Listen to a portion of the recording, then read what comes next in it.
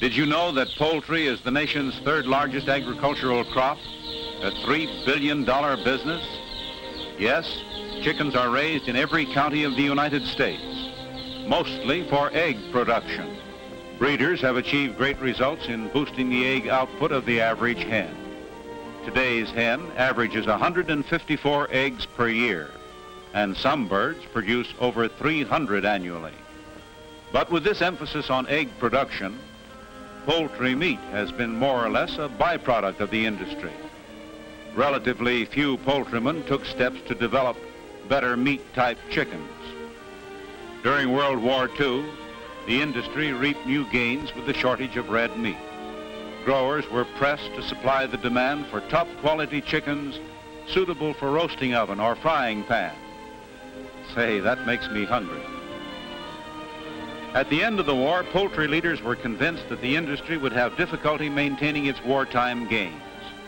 As one solution, the A&P food stores, the nation's largest poultry retailers, offered to sponsor a contest for the development of superior meat-type chickens. The National Committee was full of the program, The Chicken of Tomorrow, a broad-breasted bird with bigger drumsticks, plumper thighs, and layers of white meat like the wax model on the right. The committee made plans for a series of state and regional Chicken of Tomorrow contests, to end with a national contest in June 1948. A&P offered $10,000 in cash prizes, $5,000 for the national champion. State committees were organized by H.L. Schrader of the U.S. Department of Agriculture, and farmers and breeders all over the United States were invited to participate in state contests. 2 scorecards, each with a value of 100 points, were adopted by the committee. One scorecard was designed for dressed chickens, in which major emphasis was placed on conformation, including factors affecting edible meat yield. The other scorecard was for live chickens, with special emphasis on the economy of production. Hundreds of poultry raisers competed in 31 state contests held in 1946, and still more took part in the 1947 contests held in 39 states. Following the state contests in 1947, 5 regional Chicken of Tomorrow contests were conducted. 25 regional winners and others who ranked high in state contests qualified for the national contest. After considering offers from several state Chicken of Tomorrow committees, the National Committee selected the Delaware Agricultural Experiment Station in Georgetown, Delaware, for the raising site. Late in February 1948, 40 finalists and 4 alternates each sent 720 hatching eggs to Bradley's Hatchery in Easton, Maryland, 40 miles from Georgetown. Unlike state and regional contests, all entries in the finals were hatched and raised under identical conditions and common supervision. The fragile cargo was shipped from 25 different states by practically every known means of transportation. Some West Coast breeders shipped by air, others by rail, and still others brought their eggs to Easton by private car. The Railway Express Agency made special arrangements to handle the contest eggs, and company agents gave each contestant specific routing instructions. Of the 31,680 eggs, only 61 were cracked in transit. On February 28, the eggs were trayed and readied for 21 days of incubation. They were given the regular commercial hatchery treatment, including fumigation and strict sanitation.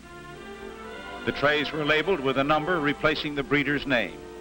In this way, the hatchery operators, those who later brooded and reared the chicks, the dressers, and even the judges, identified the various entries without knowing the names of the flock owners.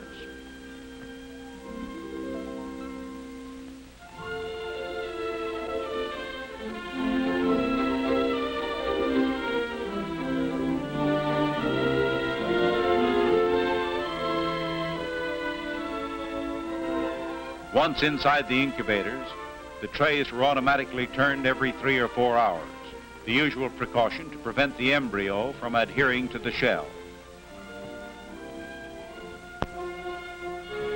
The temperature was thermostatically controlled and checked constantly throughout the incubation period by plant personnel. Humidity also was carefully regulated. 18 days later, the eggs were removed from the incubators and transferred to larger hatching trays. These were placed in hatchers for the final 3 days of incubation.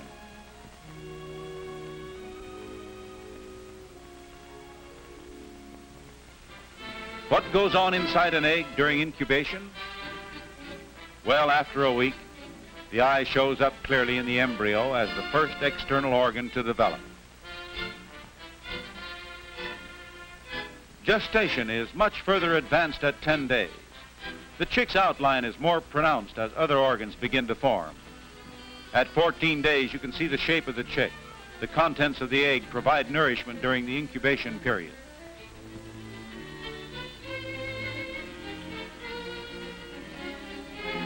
Now at 18 days, the chick is almost ready to emerge from its shell. On the 21st day, its sharp beak pokes through to daylight as it seeks its freedom. It's not an easy task. The struggling chick must rest from time to muster strength and recover from its exhausting efforts.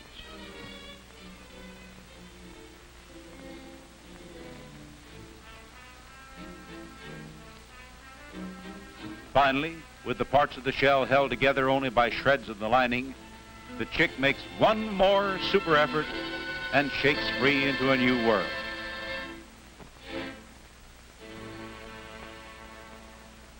The chicks in the Chicken of Tomorrow contest hatched on March 21st. Of the 12 different breeds and crosses, New Hampshires and White Plymouth Rocks predominated. Each of the 2 breeds was represented by a dozen flocks. A minimum hatch of 400 strong, healthy chicks was required from each entry. Poultry leaders praised the hatching results. A New Hampshire flock entered by the Shenandoah Commercial Hatchery, Maurertown, Virginia, led all other entries with a hatch of over 87%. White Rock flocks averaged 74%, and one flock of dark Cornish hatched over 73%. Crossbreed flocks hatched 72%. Pretty chicks? Yes, sir. Alike as 2 peas in a pod. Wing banding looks like an enormous task, but government poultry specialists like H.L. Schrader and college poultry scientists like Dr. R. George Japp clapped the metal tags on the 16,000 birds in record time. Each chick received a band with its assigned flock number, and each bird carried the same number for identification purposes throughout the entire contest.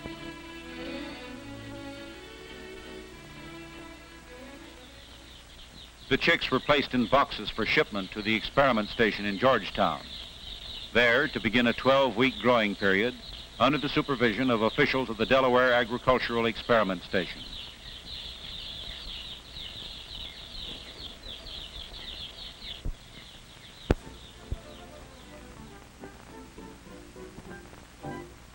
At Georgetown, the flocks were assigned to special pens and were housed in 2 parallel buildings.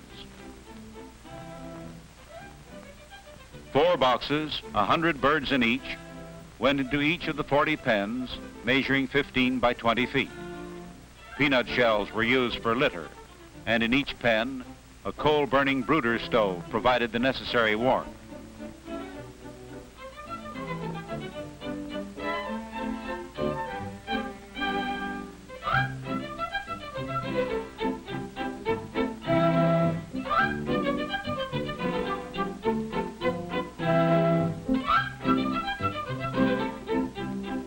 The day-old chicks soon solved the mysteries of feeding troughs and water jugs. The first 2 weeks, each pen had 4 chick feeders 3 feet long and 4 one-gallon water jugs. Later, these were replaced by 5 larger feeders with adjustable supports and the jugs removed in favor of automatic fountains. Adequate quarters, warmth, clean, dry litter, ample food and water. That's what the chicks thrive on. And these chicks had the very best in care and sanitation.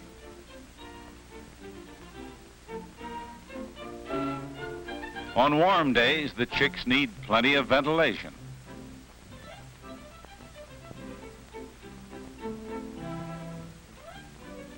Professor Carl Seeger, superintendent of the experimental station, inspected the contest pens and kept daily records on vital statistics.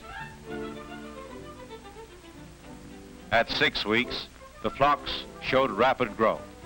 Cockerels sprouted combs and feathering was well advanced. The feed was a special mash formula prepared by the American Feed Manufacturers Association. It conformed to usual commercial standards containing a minimum of 20% protein, 3.5% fat, and a maximum of 7% fiber. No whole grain or pellets were used. Feed was kept before the birds at all times. It was weighed and records kept on each flock's consumption. This ranged from a high of 4,479 pounds in one pen to a low of 3,775 pounds. There was no lapse in the attention given to the birds, and at the close of the growing period of 12 weeks and 2 days, the chicks were ready for shipment to the processing plant. Mortality for the entire period was under 7%. Remarkable considering the epidemic of poultry diseases that swept through the 40 flocks. Newcastle coccidiosis, an infectious bronchitis, took the greatest toll. Professor Seeger estimated that Newcastle alone set the birds back 2 weeks. Shenandoah Commercial Hatchery, whose New Hampshires had the best hatchability record, also had the least mortality, losing only 1.5% of the flock.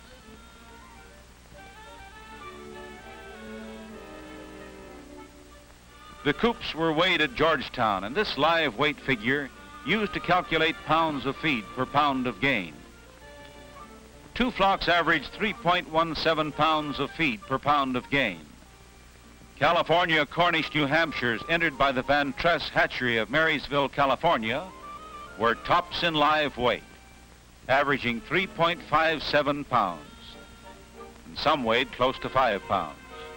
On arrival at the Birdseye Snyder plant in Pocomoke City, Maryland, the chickens were placed in feed batteries to be watered and fed for 3 days before dressing.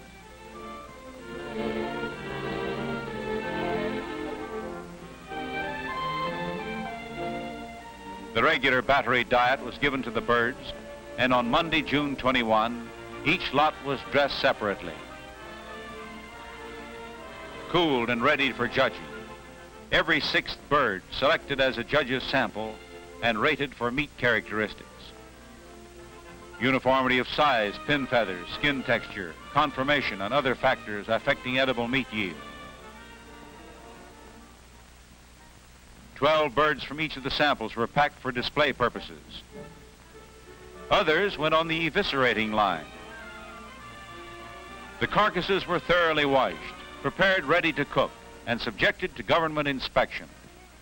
Judging of the dressed birds was completed at Pocomoke, and the score of each flock, combined with figures from the live bird scorecard, determined the contest results. On June 24th at Georgetown High School, visitors from Canada and all parts of the United States saw on the stage an average pullet and cockerel from each flock and a box of dressed poultry representing each entry.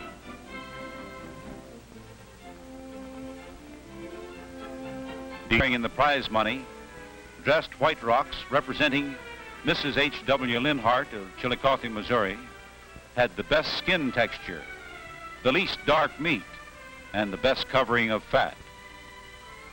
New Hampshires, entered by Schenck Hatchery, Harrisonburg, Virginia, showed the best feathering, and White Rocks from the Shalbina Hatchery, Shalbina, Missouri, were tops in uniformity of size. Clyde Cleveland of Blodgett, Oregon, scored first in uniformity of type and color with his New Hampshires. As a supplementary attraction to the program, the Delmarva Chicken of Tomorrow Queen, Nancy McGee of Berlin, Maryland. She and her attendants rode in a mammoth parade in Georgetown, sponsored by the Delmarva broiler industry. Everyone joining in the festival spirit. And who wouldn't? The Van Tress brothers, Charles and Kenneth, had a double reason to celebrate. Their flock, which scored 159 and 87 1/100th points out of a possible 200, was first in both feed efficiency and live weight. tops in economy of production, and second in the dressed bird scorecard. The birds were developed by crossing red Cornish males on straight New Hampshire females. The Chicken of Tomorrow contest has turned the spotlight on meat production, and poultrymen cite the many benefits derived from the 3-year program. In the words of Dewey Termolen, chief of the poultry branch of the U.S. Department of Agriculture, the success of the contest proves conclusively that it is possible to breed chickens with superior meat-type characteristics. He predicted widespread production of superior meat-type chickens within the next few years. The National Committee was so enthused with the results that it requested the A&P to sponsor another 3-year program. The committee has drafted plans for state contests to be held in 1949 and 1950.